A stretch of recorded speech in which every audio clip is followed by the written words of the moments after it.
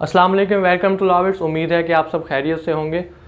आप लोगों ने अक्सर मूवीज़ में ये देखा होगा कि जब भी कोई डाकू वगैरह या गैंगस्टर्स वगैरह जो होते हैं वो किसी जुर्म का इर्तिकाब करने से पहले मिल बैठकर एक प्लान बनाते हैं, जिस प्लान में ये सारी चीज़ें डिस्कस की जाती हैं कि किसका क्या रोल होगा, पहले आपने क्या चीज़ करनी है, बाद में हम क्या करेंगे। ये सारी चीज़ें जो है वहाँ पर डिस्कस हो रही होती हैं।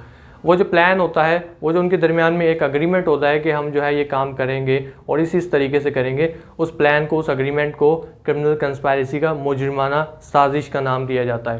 ताज़ीरात पाकिस्तान का सेक्शन 120A जो है वो क्रिमिनल कंस्पायरेसी को डिफ़ाइन करता है।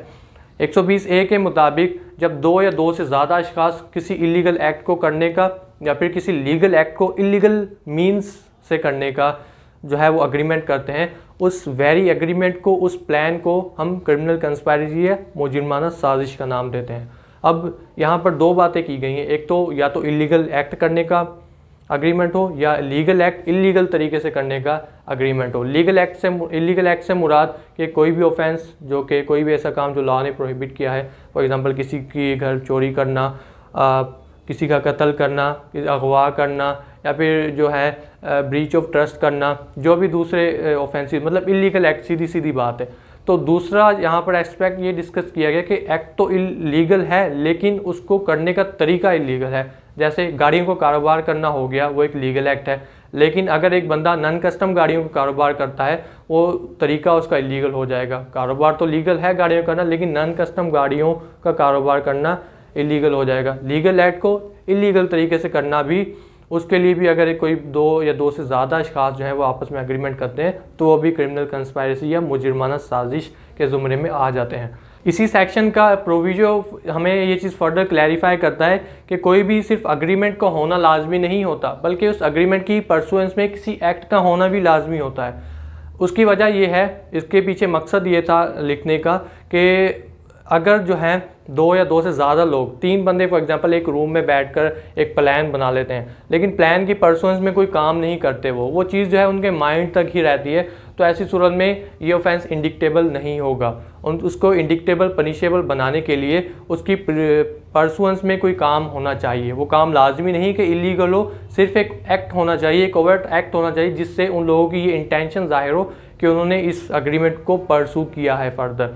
फॉर एग्जाम्पल कि हमारे पास A, B एंड C, ये तीनों जो है एक प्लान बनाते हैं कि हम मिलकर क्या करेंगे, थेफ्ट करेंगे। अभी ये जो है एक रूम में बैठे थे, रूम में बैठ के इन्होंने प्लान तो बना लिया लेकिन इसकी परसुएंस में कोई काम नहीं किया, तो इस सेक्शन के प्रोविजो के मुताबिक इनको पनिशमेंट नहीं दी जाएगी। इनको पनिशमेंट कब मिलेगी, जब A, B या C या तीनों में से कोई एक बंदा जो है वो क्या करेगा, प्रिपरेशन स्टार्ट कर देगा। प्रिपरेशन कैसे स्टार्ट कर देगा कि इन्होंने जो है थेफ्ट के बजाय अगर डकैती का फॉर एग्जांपल प्लान हुआ इनका कि हम जो है डकैती करेंगे, तो डकैती के लिए सी ने क्या कहा कि मैं जो है एक पिस्टल अरेंज कर लूँगा, ठीक है। बी जो है वो क्या करता है, वो कहता है कि मैं जो है एक कार अरेंज कर लूँगा, ठीक है। तो मतलब क्या हो रहा है कि ये जो काम कर रहे हैं, कार को अरेंज करना, पिस्टल को अरेंज करना, ये इलीगल एक्ट्स तो नहीं है, लेकिन ये क्या कर रहे हैं, उस क्रिमिनल कंस्पायरेसी में जो उन्होंने अग्रीमेंट किया हुआ है उसको फर्दर परसू कर रहे हुए हैं। तो इस प्रिपरेशन के दौरान ही अगर इनका भांडा फूट जाता है, ये चीज़ पता चल जाती है कि वो किसी क्राइम की प्रिपरेशन कर रहे थे एक कंस्पायरेसी के तहत, तो ये लोग जो है क्रिमिनल कंस्पायरेसी के लिए पनिशेबल होंगे। इस ही सेक्शन की एक्सप्लेनेशन हमें फर्दर ये चीज़ बताती है कि जिस चीज़ का अग्रीमेंट किया जा रहा है वो अल्टीमेट ऑब्जेक्ट अचीव हो या फिर जो उसके साथ साथ कोई एंसिलरी ऑब्जेक्ट जो है वो अचीव हो जाए, ये इममटीरियल है ये फैक्ट। इससे क्या मुराद है कि जैसे A, B और C ने एक अग्रीमेंट किया कंस्पायरेसी की कि हम जो है डकैती करेंगे, ठीक है। अब उन्होंने डकैती कर ली, पनिशेबल हैं, ठीक है। दूसरी कंडीशन में क्या हो सकता है कि वो डकैती करने गए थे, डकैती करने के टाइम पे Z जो कि उस घर का मालिक था जहाँ वो डकैती करने गए थे, वो आ गया और उसने मुज़ाहमत किया कर। अब मुज़ाहमत के नतीजे में C के पास पिस्टल था, C ने क्या किया, Z को मार दिया। तो यहाँ पर क्या हो रहा है कि डकैती के साथ साथ मर्डर का ऑफेंस भी हो गया। इस क्रिमिनल कंस्पायरेसी का ऑब्जेक्ट सिर्फ ये था कि उन्होंने डकैती करनी है, लेकिन इसकी परसुएंस में मर्डर भी हो गया। तो यहाँ पर क्या होगा, फिर हमें एक्सप्लेनेशन फर्दर ये चीज़ डिफाइन कर रही है कि सिर्फ उसका अल्टीमेट ऑब्जेक्ट ही नहीं बल्कि उसके साथ साथ जो भी कॉन्सिक्वेंसेस अराइज हो रहे होंगे उस अग्रीमेंट की, उस क्रिमिनल कंस्पायरेसी की पर्सन्स में, वो भी पनिशेबल होंगे, वो भी क्रिमिनल कंस्पायरेसी के ज़ुमरे में आते जाएंगे। तो यहाँ पर जब मर्डर हो जाएगा इन तीनों को ज्वाइंट लायबिलिटी होगी, उस मर्डर की भी, और डकैती कर लेंगे तो डकैती की भी इन लोगों के ऊपर लायबिलिटी होगी। अब हम बात करते हैं इसकी पनिशमेंट की। क्रिमिनल कंस्पायरेसी की पनिशमेंट को हम दो हिस्सों में डिवाइड कर सकते हैं। इसकी पनिशमेंट हमारे पास डिस्कस्ड है 120B के अंदर। एक तो अगर क्रिमिनल कंस्पायरेसी उन ऑफेंसेस की है जिनकी सज़ा डेथ पेनल्टी होगी, या फिर लाइफ इम्प्रिजनमेंट होगी, या फिर जो है 2 साल या उससे ज़्यादा की रिगरस इम्प्रिजनमेंट होगी। एक तो हमारे पास कंडीशन ये आ गई, अगर क्रिमिनल कंस्पायरेसी इन ऑफेंसेस की थी तो ऐसी सूरत में जो सज़ा होगी वो बिल्कुल इसी तरीके से दी जाएगी जैसे अबैटमेंट की सज़ा होती है। अब अबैटमेंट की सज़ा क्या होती है? अबैटमेंट की सज़ाएं मुख्तलिफ होती हैं कि अबैटमेंट का अगर ऑफेंस हो जाए तो उस सूरत में दूसरी सज़ा होती है, अगर ऑफेंस नहीं हुआ उस सूरत में भी सज़ा होती है, लेकिन सज़ा की जो ग्रेविटी है वो कम होती है। तो ये सारी सज़ाएं अबैटमेंट की डिस्कस हैं सेक्शन 109 से लेकर 120 तक, जो कि हमने प्रीवियस वीडियो में बहुत डिटेल से उसको एक चार्ट की मदद से कवर किया था, आप वो वीडियो देख सकते हैं।